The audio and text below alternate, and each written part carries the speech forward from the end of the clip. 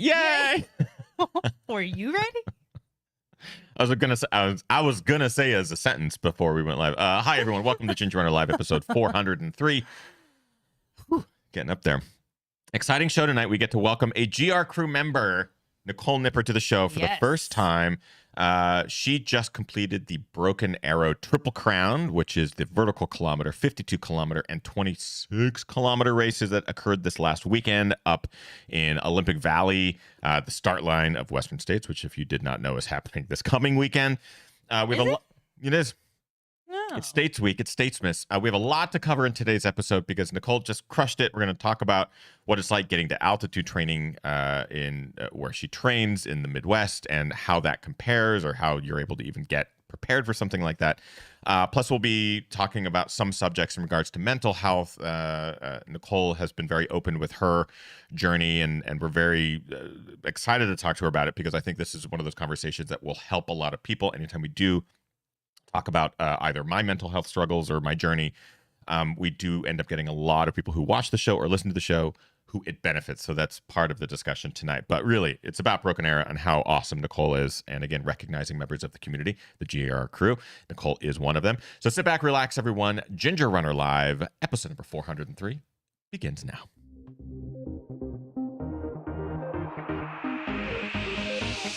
GRLive.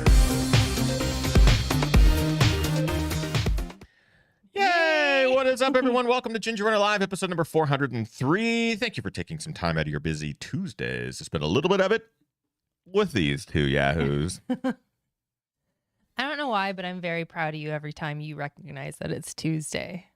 I'm still expecting you to say Monday, even though we've been doing shows on Tuesdays for a while. What's weird is you're that also very proud of yourself. Yeah, that 10 seconds it takes me to say that one sentence, which I've been saying for years. I also go, don't say Monday. And when I say Tuesday, I go, good job. Like in my own head. Yeah. Good job. Because I also know you're looking at me waiting for me to. Anyways, hi, everyone. Welcome to the show. Episode 403. We have a very fun show tonight. We get to welcome a member of the Ginger Runner community, the GR crew, who has just absolutely been crushing it. She's an incredible ultra runner and just been training her ass off. And this last weekend, she completed the Broken Arrow Triple Crown, which is a doozy of a race. It is a vertical kilometer on Friday, a 52 kilometer run on Saturday, and then a 26 kilometer run on Sunday. You do them all back to back. It takes place in Olympic Village, right near the start line of Western States. Goes up to, it starts at altitude, goes up higher into altitude. Yeah. Very technical, beautiful weekend. It looks like a stunning course. I've run sections of it, not the race itself, but just in training there, and it just looks incredible. So we're going to talk with Nicole Nipper on tonight's episode. We'll introduce her here in just a couple of seconds. But she also just has a really wonderful journey that I thought that we could touch on some subjects tonight in regards to mental health, eating disorders, and other things like that she's been very open about in her conversation and her journey. And again, part of this show, one thing that we've really began to focus on in the last few years is the stories of people who are just like us, right? People who go out there and challenge themselves and accomplish amazing things, but also deal with things that a lot of people deal with, whether that's mental health struggles or eating issues, whether it's disordered eating or eating disorders. We also bring on people like Maria Dalzot, who I know is in the chat room tonight, who are experts in those sort of fields, and we talk to them about that and have these conversations because I think the conversations are important. And I don't want to gloss over them or forget them. They're a part of these athletes' stories. And tonight, we're going to maybe dive in a little bit into that. But of course, before we introduce our wonderful guest, there is the truly wonderful Kim. The truly wonderful Kim. The most wonderful. It's Tuesday. Hi. Hi, how are you? Doing fine. I love you. I love you too. When did you get so giggly? Super awkward for everyone involved. Yeah, anytime I say I love you, Kim just is like, welcome to the show. Everyone. Let's start from scratch. Hi, everyone. Kim Tashima Newberry here, as always. Welcome. If you're new, pop into the chat, say hello. If you have questions for our wonderful guest, Nicole, please ask them there as well. Also, if you're new, we're sorry. This is not how we normally start shows. Well, maybe it is. It is. Yeah. In addition to myself and Kim, we will have Nicole here in a second, but we like to thank our GR crew at the beginning of every episode. Is because of them that we're able to do these live shows every single week. We also have a daily live stream. If you would like to join the community, there's an incredible group of people and athletes from around the world going through things that you're going through. You can do so. Head on over to patreon.com/thegingerrunner. All tiers get access to some really wonderful perks, including tonight's after show. We'll have Nicole join us in our after show, which is a GR crew exclusive.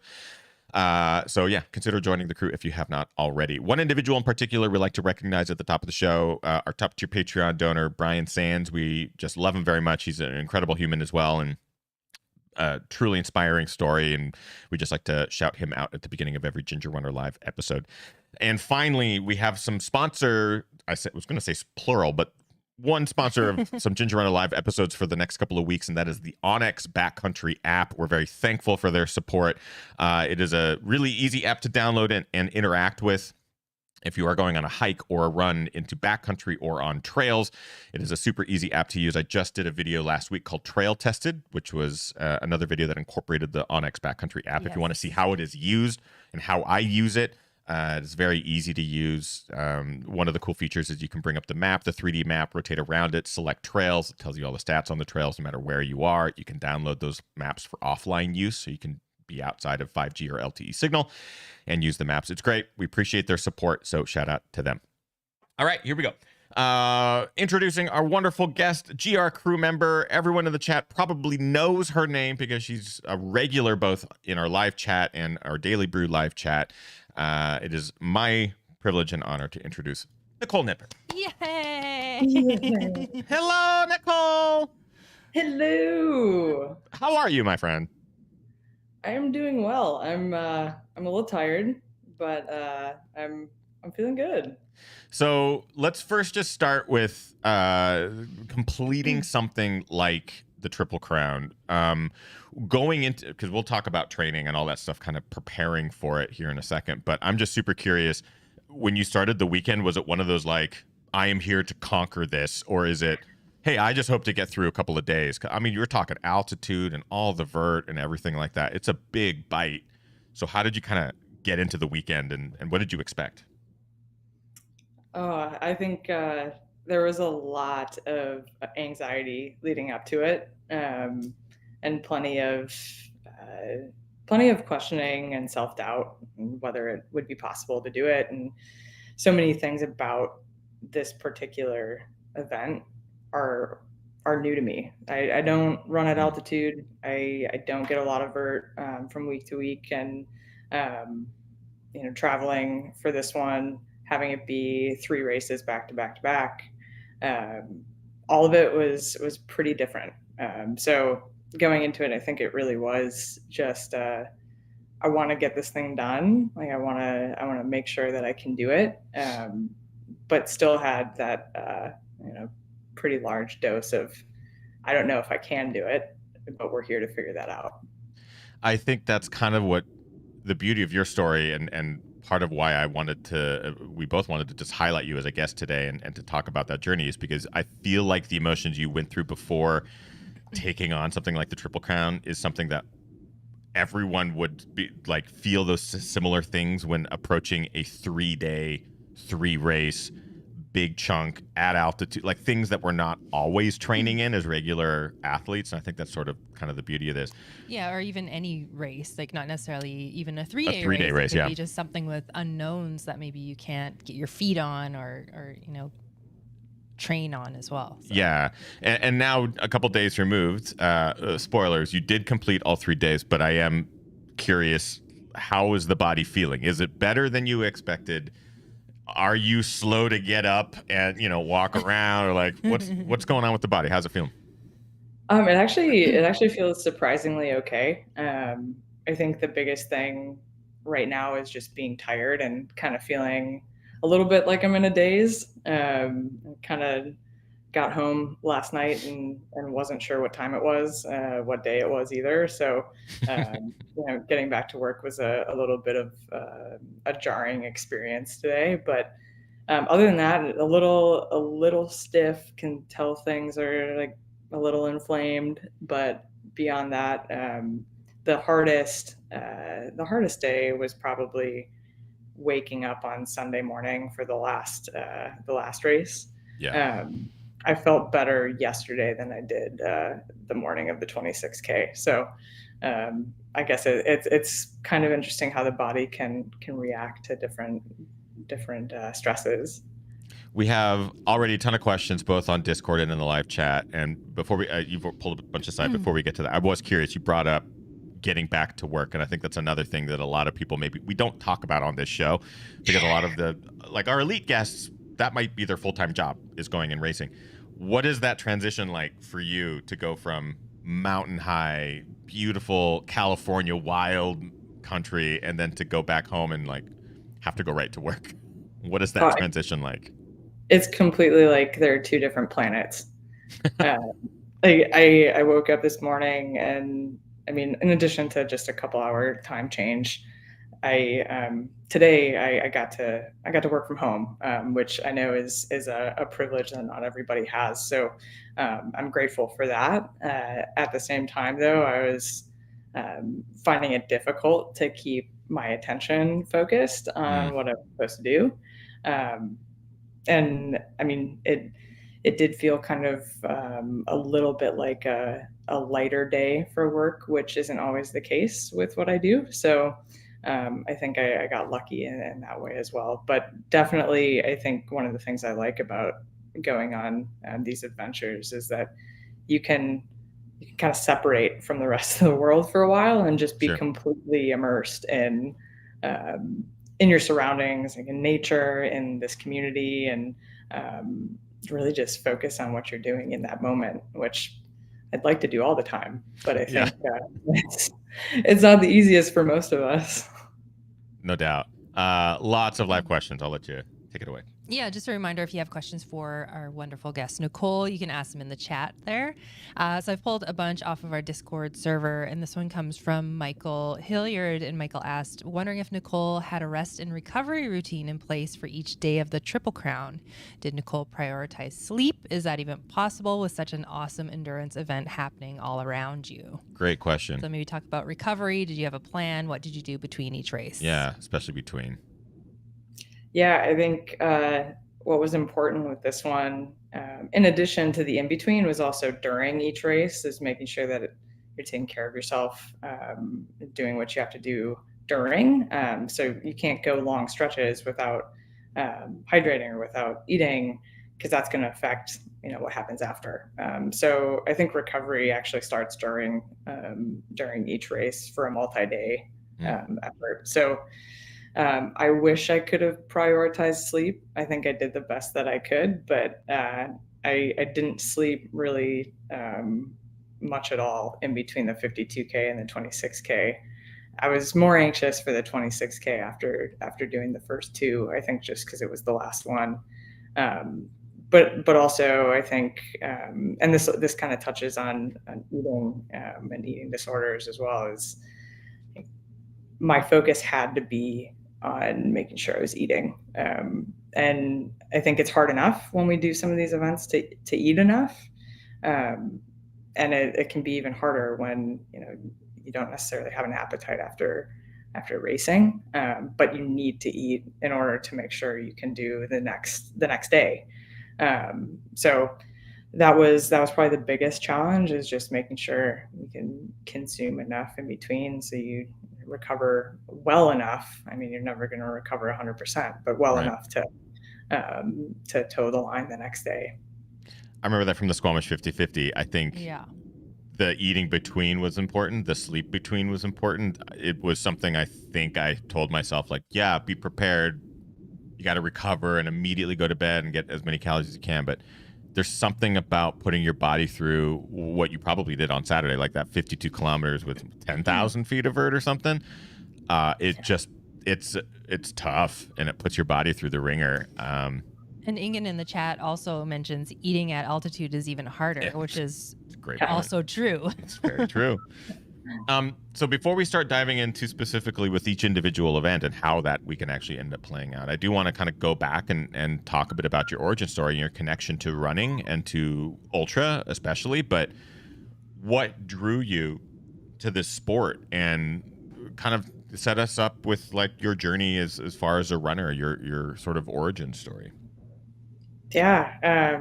so I've always played sports from the moment I can remember. I was doing something, but I started running as a sophomore in high school for cross country and track teams in high school, and then competed in college at a D3 school in Minnesota, and had a really great experience. At the same time, I think there are parts of collegiate running that can be difficult and challenge the love of the sport.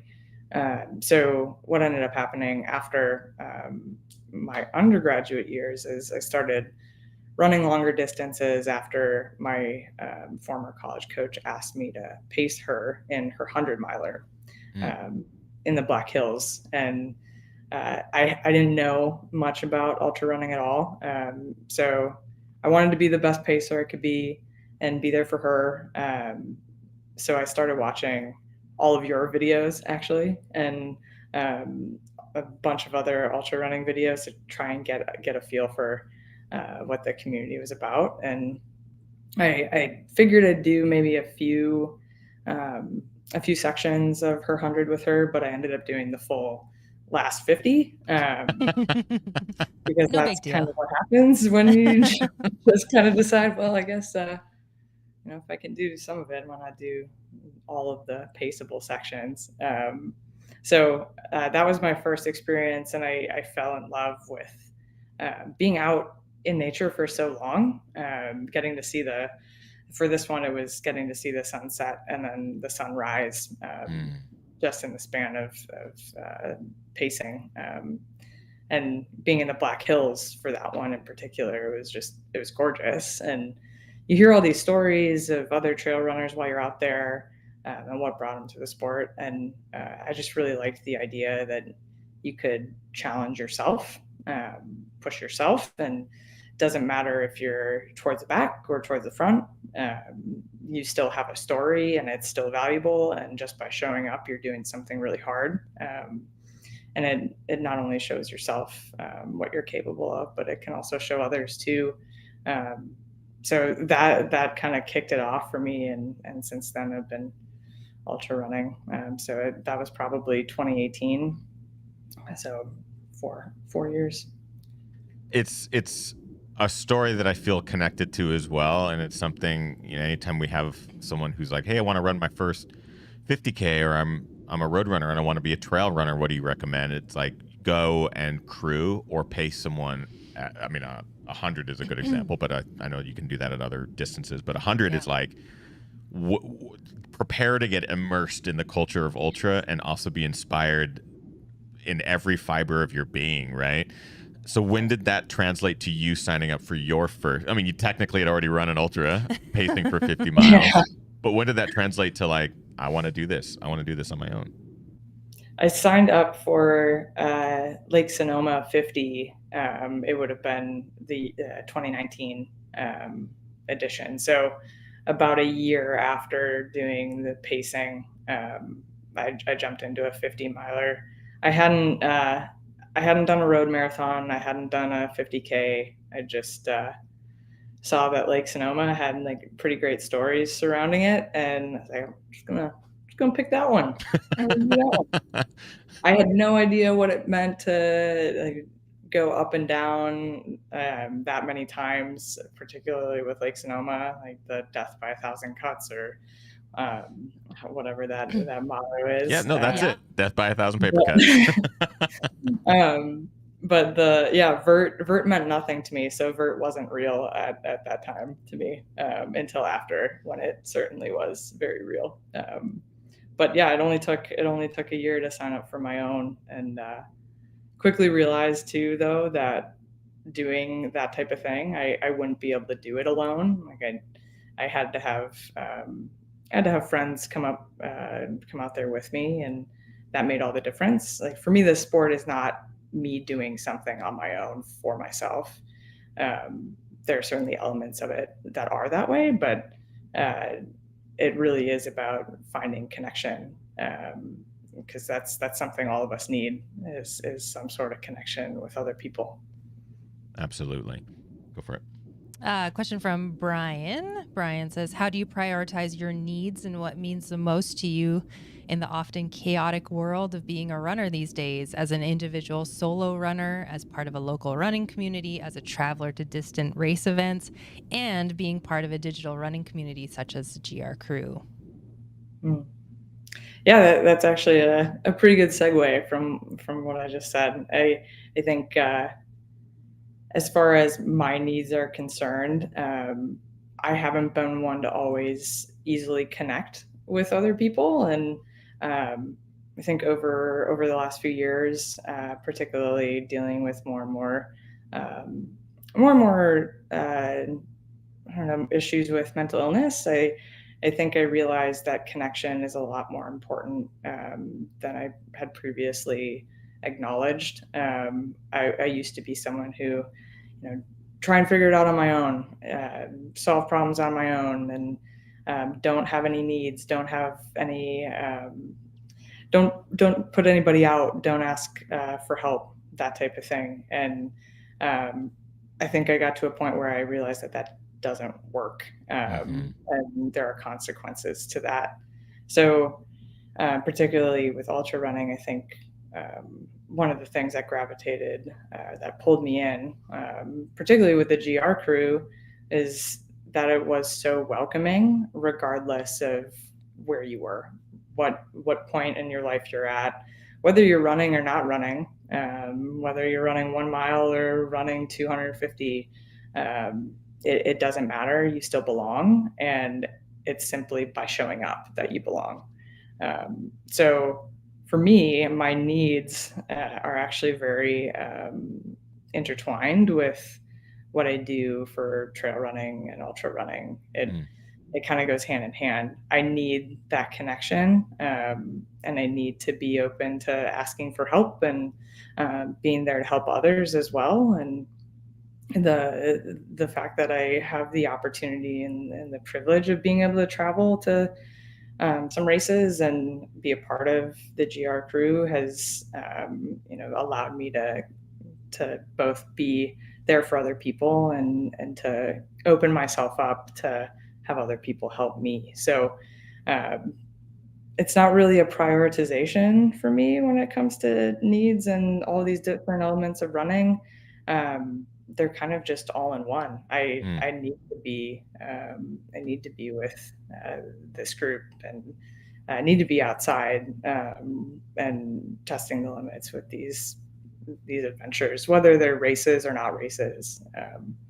It's just really important to me. I feel like I was kind of talking with the GR crew member and you on a run this weekend kind of about this and how the sport of ultra running can really lend itself to being such a solo, quiet, private sport. You spend so much time alone on the trails with your own thoughts and your own journey and that sort of thing. It could be very isolating at times, but a part of why we wanted to create this community, do these live shows, not just Ginger Runner Live each week, but like, our daily live stream and stuff, is to bring people together, because at least in my journey, I found so much more benefit in surrounding myself with other people who were either, they don't have to be ultra runners, but they might be runners that are dealing either with the same things that I'm dealing with or just the commonalities. And it's so much more beneficial to have people who I can talk to, who I can relate to, who I can share in my ups and downs with, and vice versa, and be there to support them in that. So you touched on some things there that make me smile, because it's part of what makes the GR crew so great. Is like, wow, we do have this community of people here who are here for you, Nicole, and you are there for them, and it is just a really cool sort of magic group of people, some of which you have never met in person before, but there is a connection, right? And you have shown up. You've shown up consistently, whether it's every day here for our live streams or every week or, whatever schedules allow. But you've shown up for others and stuff like that too, which is pretty cool. And we have a lot of people here showing up for you tonight, which is wonderful. I do want to touch a bit on your journey specifically with mental health and eating disorder, because I think that's a story and a part of your story that so many will be able to relate to, will probably find connection with. And I know that this is probably something you are still dealing with. I still deal with my mental health struggles. So I'm just curious if you can kind of let us know a little bit about how this journey affected the last couple of years of your life, kind of as you joined Ultra, maybe how Ultra has helped, or what is your relationship with running and how that has sort of influenced both mental health and eating disorders and how it's all come together. Yeah, no, that's a bear of a question there, Ethan. It is a bear of a question. It might I need, almost feel like the sign might need to come out. might need a warning sign. Perhaps that's the we're going to talk about the grizzly bear in the room. It might cross. Yeah, so I guess it's you brought up a good point right away in that question. I think a lot of the times it's easy to label mental illness with one label, because clinically it makes sense, or it's easy to kind of just put it in a box. And I think for me, it's been a lot less singular in nature. So it's never just been just depression or just anxiety or just an eating disorder. I mean, I had a lot of trauma as a kid, and then even growing up, there's more of that, and that I think in facing some of that, you develop coping mechanisms, and those coping mechanisms definitely are what kept me alive and kept me going. And you know, that's how the body is really incredible, is that it can develop these ways of keeping you alive even when you're just a kid and you don't really know what to do with trauma, let alone take care of yourself. So some of those coping mechanisms, you know, later in life you don't need them, and they can kind of get in your way or be an obstacle. So for me, I think from a very young age, I had depression and was dealing with, you know, complex PTSD and that type of thing. And that's hard as a kid and very isolating as a kid, and even as an adult, I'm still dealing with that stuff. I don't think it necessarily ever completely goes away. I think it's not the neat storyline of beginning, middle, and end. I think it's something you deal with every day, but just get better at managing it. And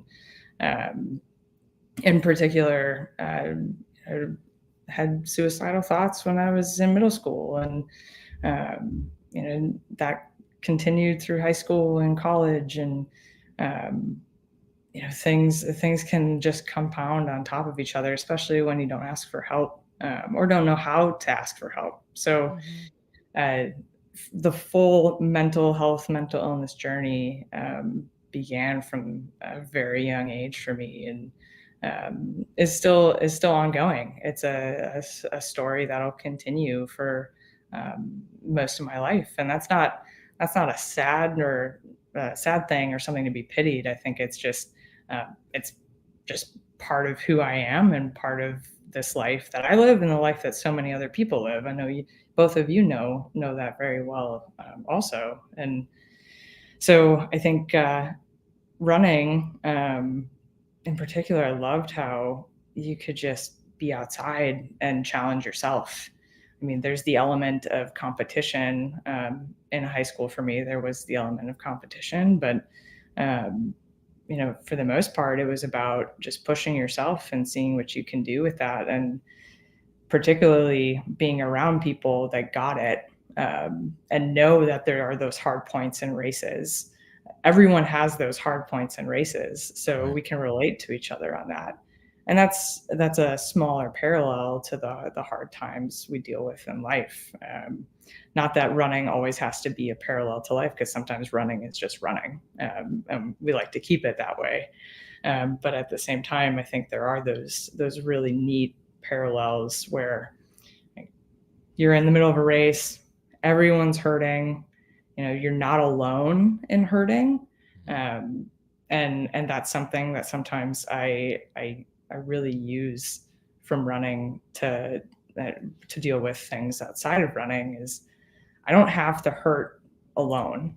Like I don't have to have a tough day and keep it to myself. I can talk to somebody about it, or I can reach out to somebody about it. And even if we don't talk about the thing that I'm struggling with, you can just know that you're not alone in it. Being isolated is probably one of the most difficult things for any one of us. And to be isolated and hurting is, I mean, no one wants to do that. No one can do that for very long either. So ultra running is kind of for me a reminder that I'm not alone in this. I have a community where whether I finish a race or don't finish a race, whether I just show up and say hi to a bunch of people, and that's it, I'm still loved regardless, and I can do the same for others. And reminding ourselves that through those ups and downs and races, we get to do it with so many other cool people that also have stories of challenges and triumphs throughout their lives. First, I very much appreciate your openness to chat about this. I can't help but think of like the shared suffering in an ultra where everyone, like you mentioned, everyone is out there sort of encountering the same mountains to climb, the same challenge of the trails, the distance, there is this shared suffering that is like an immediate and instant bond between participants that we talk often about how friendships that are formed on the trail far surpass any friendships that are made in an everyday life, because you can live so much life in a short amount of time on a trail run, whether it's in a race environment or just casually with a group of people. But there is this shared kind of pain and suffering of the race itself that does bond people. Has that been helpful for you to feel those moments? Like, I guess the reason I'm asking this question is because I have my relationship with pain during a race and the feeling of accomplishing a race. Like when you cross that finish line, it is this little micro version of the roller coaster of life for me, where I have my lows, I have my highs, and at the finish, it's just this like release of stuff. So I'm curious if that's a similar thing that you experience, or do you use it differently? Does it allow you to cope in a different way, or is it even connected at all?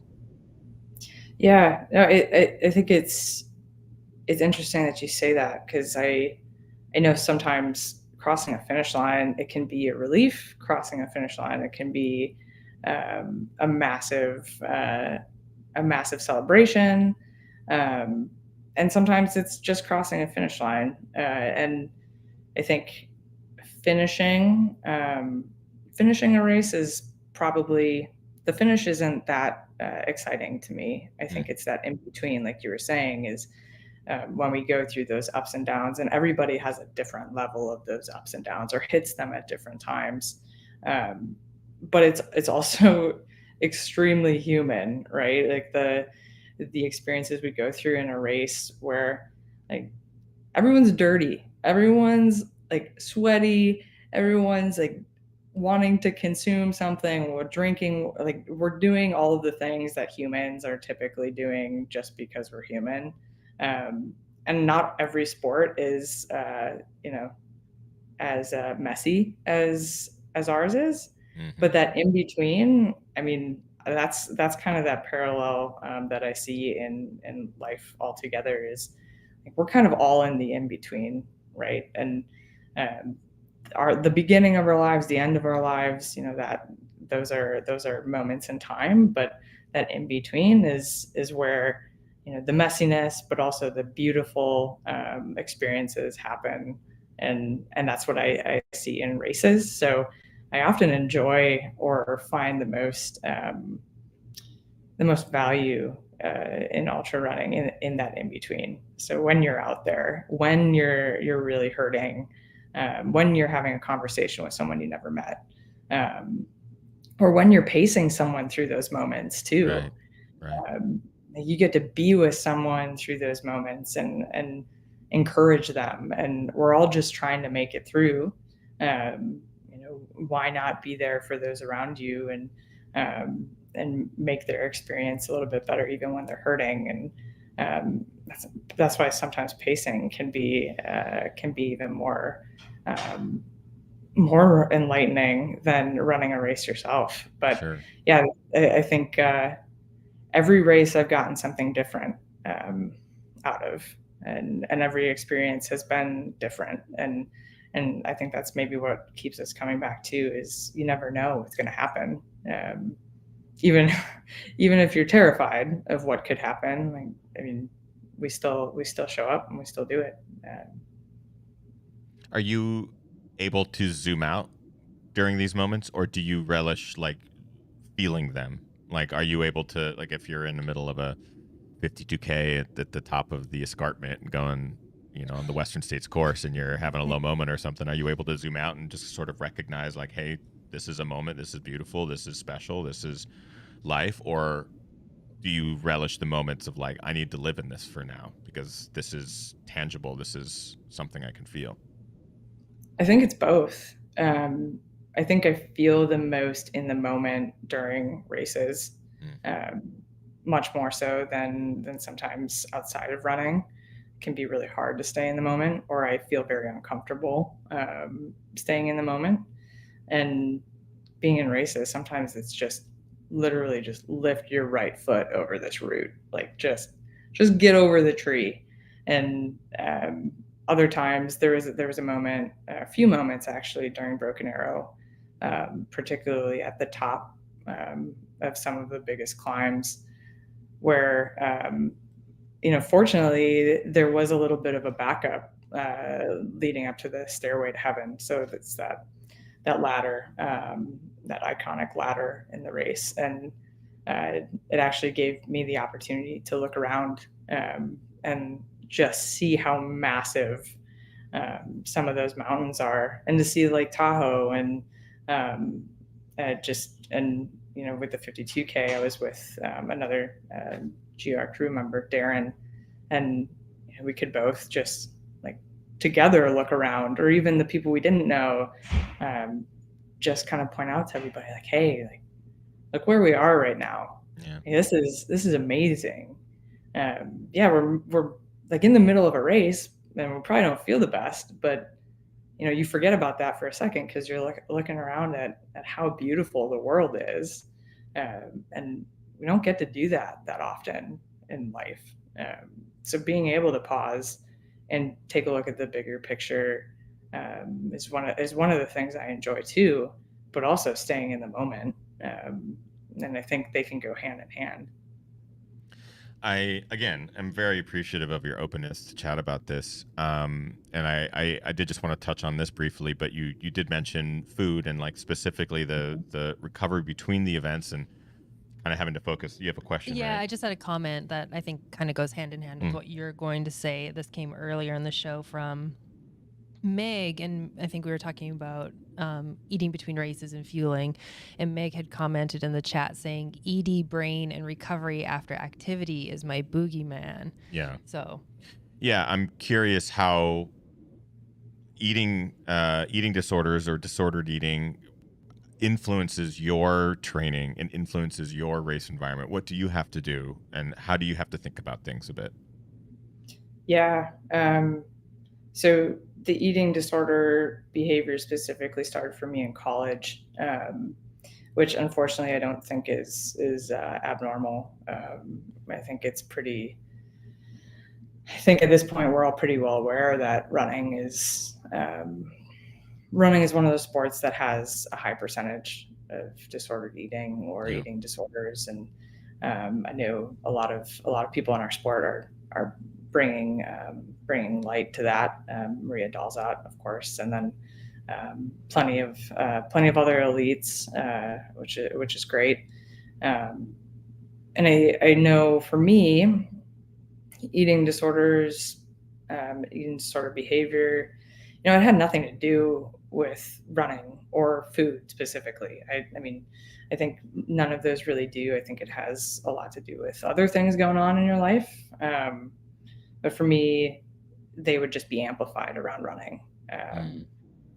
The whole concept of, and I know we've talked about this before, is the runner's body. Like, there's no such thing as one runner's body. It just doesn't exist. And I mean, we've had enough people kind of dispel that myth. So in college, it's just hard being around so many others and seeing how like uniforms fit, or seeing how Right.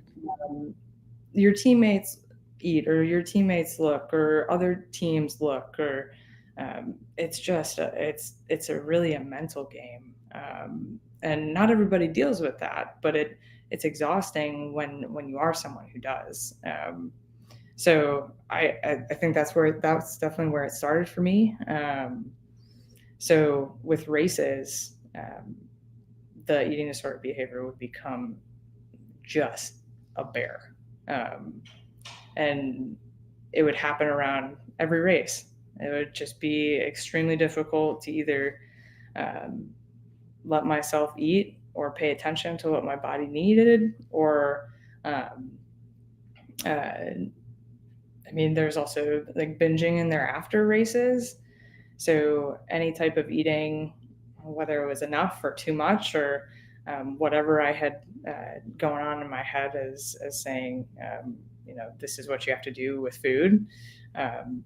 It was always a game, and with ultra running, it's become a lot better, actually. And I obviously getting help when I was in college was crucial to getting healthy, to getting to a point where I could eat and not be just terrified about it.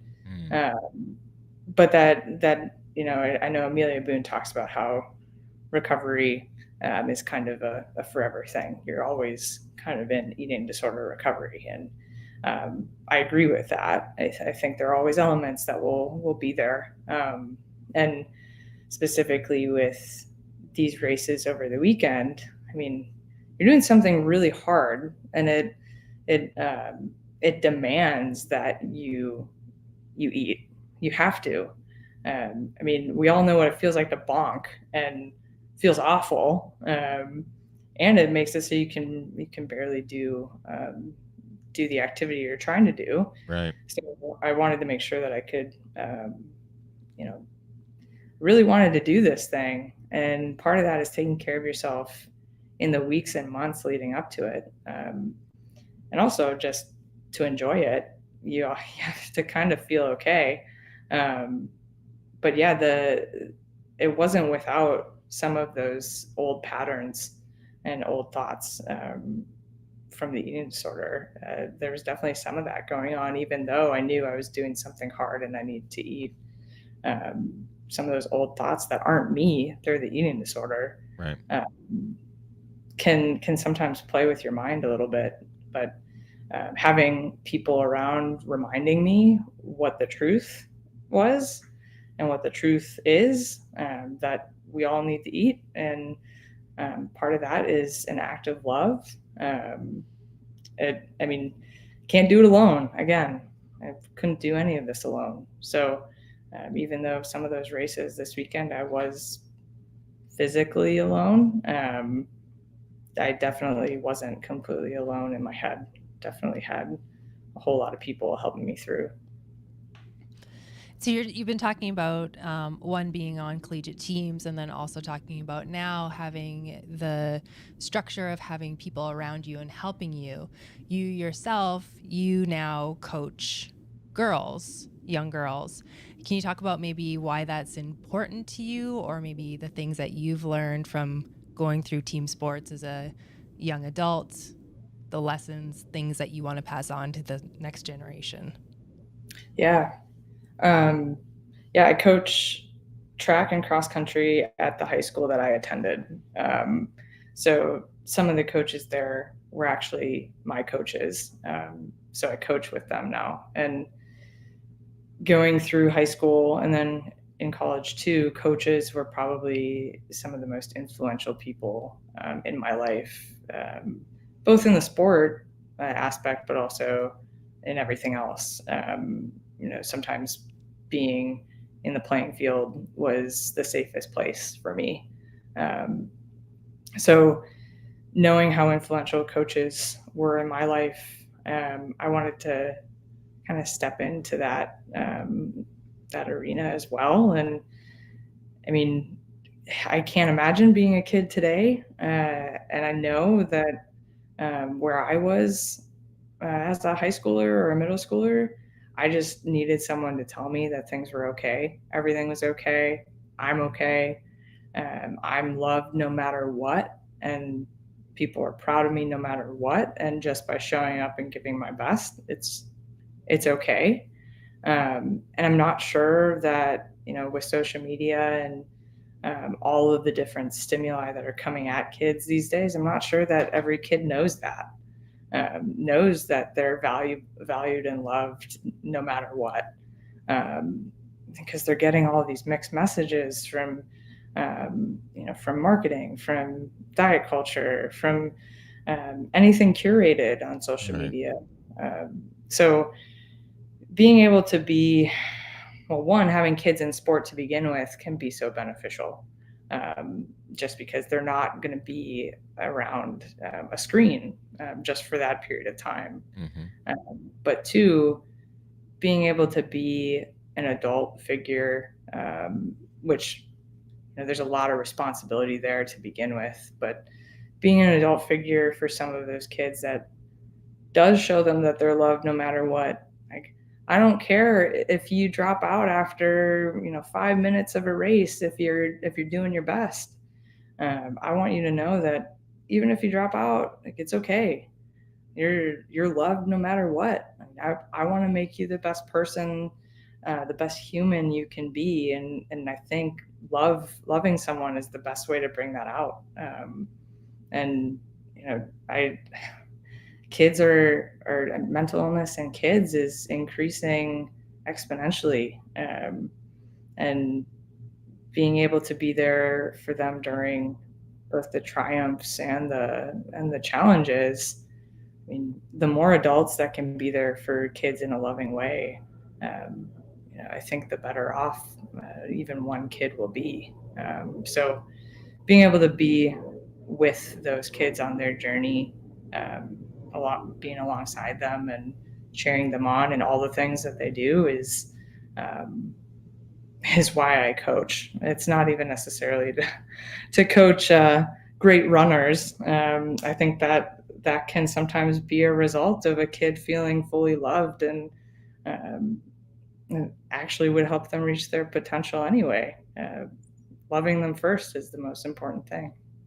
I am really wanting to just acknowledge for a second, Nicole, your ability to one to open up about these things, because it's always a difficult part is publicly talking about things that people deal with privately.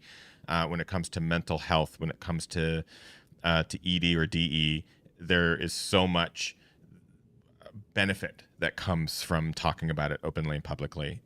I didn't know that me talking about my struggles with mental health would help people. Even just acknowledging that someone could watch someone else talk about their struggles and go, oh, wow, I didn't realize it was okay to talk about that.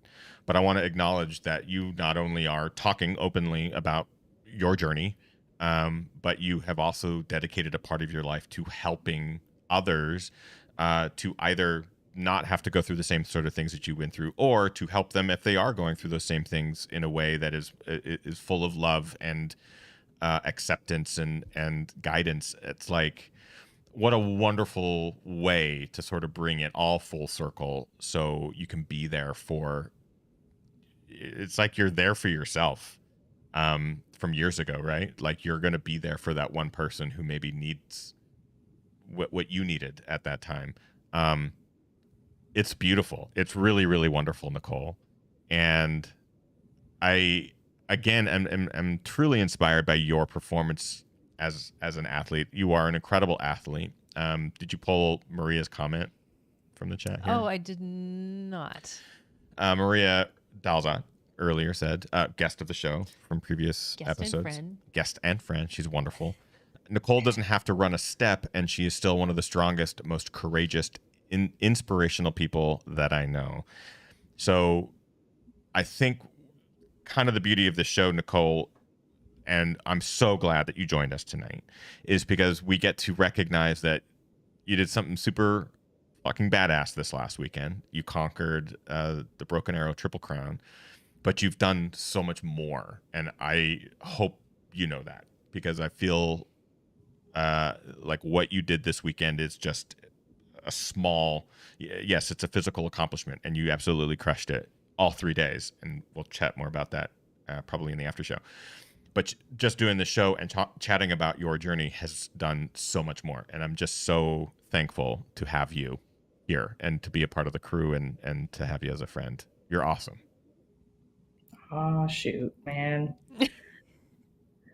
I do want to say, like, I probably wouldn't do any of these adventures or much of any of this had it not been for the GR crew and the people that I've met as a result of the community that you guys built.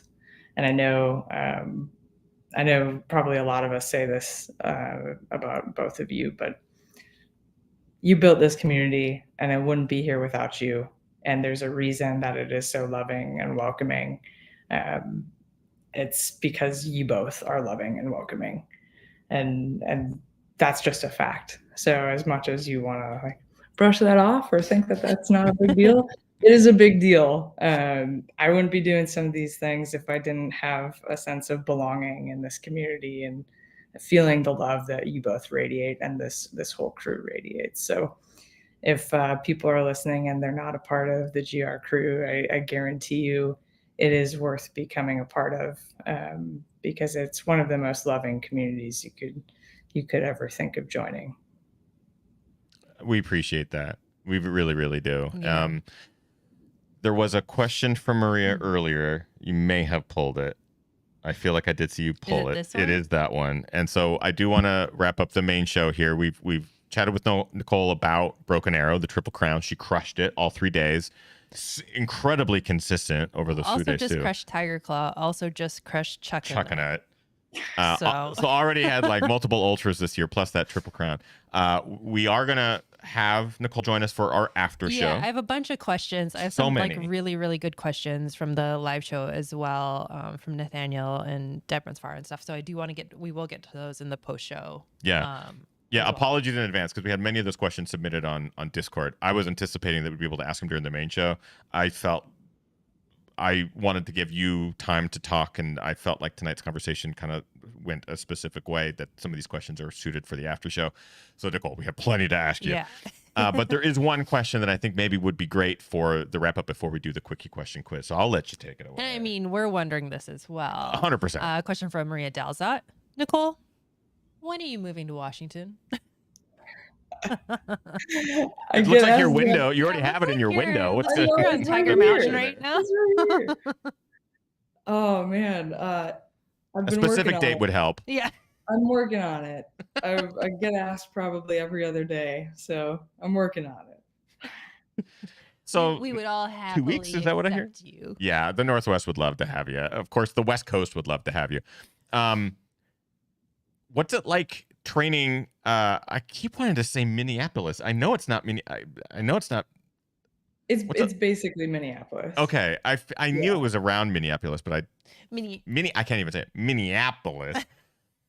What's it like training for mountain races there? Are you able to get your technical trail running in and some vert and stuff? No, I'm not. Perfect topic for the after show, actually, is how you actually did that. Yes. But our guest tonight has been Nicole Nipper. Nicole, I want to give you a chance to kind of mention where people can follow you and stuff on social. Then I'll get to the Quickie question quiz since this is your first time. If you have social for people to follow. Yeah, if you have social for people to follow. But I do want to give you a chance to let people know where they can find you on social and stuff like that. Yeah, basically, I'm on Strava. If you're into that thing, I don't post a lot of my runs, but I'm starting to a little bit more. Otherwise, Instagram, it's just my name, and it should pop up. So at just my name. at just my name. I wonder if that's taken. I don't want to search It might be. because I do. part of me is like, just my name is going to lead us somewhere we don't want to go. It's just, again, it's been an honor to have you on the show. It's just great to chat with you. We obviously know you for a long time now and familiar with some of your story, but just to be able to chat a bit about it on the show is a wonderful thing. And I think, again, it will help a lot of people. We're going to talk a lot more in the after show. But the other cool thing about bringing you on the show tonight and to get to chat with you is that we get to do something with you since you're a first-time guest. We call it our Quickie Question Quiz. Yeah. Basically, the premise is that this is a rapid-fire series of very easy questions. All you got to do is answer with the first thing that comes to your brain. When you are ready, Nicole, you give me the thumbs up, and we're going to dive right on in with the Quickie Question Quiz. What was your very first race? Ooh, a cross-country race in high school. Cross-country race in high school. It was a 5K. Favorite place to run currently? Washington State altogether. I mean, that's a Anywhere. great answer. I have heard of it. Great answer. I have heard of it. Road or trails? Trails. Bucket list race. Oh. And I know you already ran Tiger Claw, so what's your next bucket list race? Oh.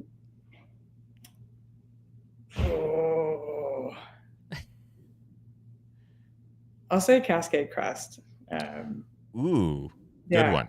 Very, very good one. Also located in Washington State. Surprise. Oh, surprise. Favorite running movie? I think McFarlane. Is it McFarlane USA? It is. Guilty pleasure TV show? I mean, I could watch Parks and Rec hundreds of times over and over again. It's not really a guilty pleasure. It's just kind of Pleasure. my go-to. Yeah. I do want to acknowledge that the next two questions are food related, and I know that we had a conversation around eating disorders and disordered eating, so please do not hesitate to tell me if this is something that, like, let's not do these questions. They are pre-race, like what did you eat before, let's say the 52K, like what fueled you for the 52K, and then what did you eat after? Like what did you have between the 52K and the 26K? Yeah. No, I had, Picky bars. I had their granola. And Their granola is really good. Yeah, the granola is great. It was their chocolate coconut one. Mm-hmm. It's pretty that's darn my good. favorite. And then after the 52K, crew queen extraordinaire Austin brought Darren and I some tater tots and French fries. Potatoes on potatoes. And the final question, what are your current running kicks, or what did you run your Triple Crown wearing on your feetsies? I wore the Nike Trail Pegasus 3. It would be. That's my current running shoe, but I'd like to maybe try the Speed Goat. So we'll see. Oh, Did you wear the same shoe for all three? For all three events? I wore one. Well, I had two pairs of them. I wore one for the VK and the 52K. They got pretty trashed in the 52K, and then fortunately had another pair for the 26. What did you wear for Tiger Claw? Because obviously the conditions are different. I wore the Pegasus too. Yeah. Same shoe. Yep. Excellent. Well, congratulations, Nicole. You passed. Ooh. I'm a little disappointed that we didn't mention recess therapy in all of this. Yeah, there was no recess therapy mentioned. We can have a whole conversation about that in the after show as well. I have a feeling the after show It's gonna go off the rails. it's gonna go a little off the rails. I have a question for you though, Ethan. For me. Mm-hmm. Okay. What's a bear's favorite cheese? Gouda. Is it Oh, that's a Camembert? good one. It's Camembert. Cheddar. I mean, I could have said any cheese with that voice, and I don't know. That was my bear. it's a Bears look different in Canada land. when a bear puts in a DVD and like is so excited to watch a movie, what button does he just keep pressing? Pause. I would like to apologize for everyone watching live because I just made that up and it did not work as well as I had hoped. I think it worked just as well as The the setup. rest of us thought it would. So that made It's a no beard joke. sense. It works. I'll find a better version of that. Nicole Nipper, it has been wonderful chatting with you. We are so thankful to have you as a GR crew member, a friend, but also in this sport, because I think you are going to do wonderful things, not only as an athlete, but for so many For people. the next generation. For the as next well. generation. You are a wonderful human being, and that is why we want you on the show and why we want to scream your name from the rooftops, because you are going to do just wonderful things. So thank you so much, Nicole, for joining us on tonight's show. You rock. Oh, thank you. You're welcome. Sorry. I didn't need to make that awkward. Did you forget what button to push? I couldn't find the button. Sorry, Nicole, you couldn't see it. I had to cut to our camera, but I couldn't find the button. So I just literally kinda look just at you like, what are we waiting for here? thank Is this you. another joke segue? Thank you. No, I couldn't figure it out. That is going to wrap up our Ginger Runner Live episode number 403 with the wonderful Nicole Nipper. Go back, rewatch this episode, glean as much as you can from it, because I feel like there's a lot of really wonderful life lessons in there. Yeah. Before we wrap up the main show, move directly into our after show with Nicole. We do like to recognize members of the community. We call it our GR Crew Member of the Week. Nicole clearly is a GR Crew Member of the Week, but we Obviously. have more because so Yes. much happened this weekend. A lot happened this weekend. So this week's GR Crew Member of the Week is Matt Geffro, and Matt ran his longest race to date. He ran the Highland Sky 40 miler. And I also want to give a shout out to Matt's partner, Katie, who on our Discord server, in her words, she said that she slayed some mental demons, but just missed the last time cutoff in the race as well. So congratulations to you both for showing up to the start line, for showing up for each other. Great job. Other crew member Heather was also there to help support and cheer as well. Congratulations. It was really cool. Again, benefit of being a GR crew member is you get access to our Discord server, and it's just really cool to see photos of GR crew members from around the country coming together at races and taking photos with one another and supporting one another, crew or racing. It's just so much fun. It happened at Broken Arrow. It happened at the Highland Sky, the Highlander race, 40 miler. It was just really, really neat. So thank you so much, GR Crew, for being you, for being special. If you would like to join the GR Crew, it is very easy to do. All you got to do is head on over to patreon.com/thegingerrunner. All tiers get access to, again, some fun perks. We love our GR Crew. It is the reason that we're able to do all of this. This live show, our reviews, trail tested, like being able to experiment with different things, different videos and content that we have coming up. So shout out to all of them. We're going to move right into our after show with the wonderful Nicole Nipper. We have so many more questions Lots to of ask. questions. Thank you so much, everyone. Get out there, train hard, race harder, and part of the hardest. We'll see you guys next week for more fun. Thanks all. Bye. Bye.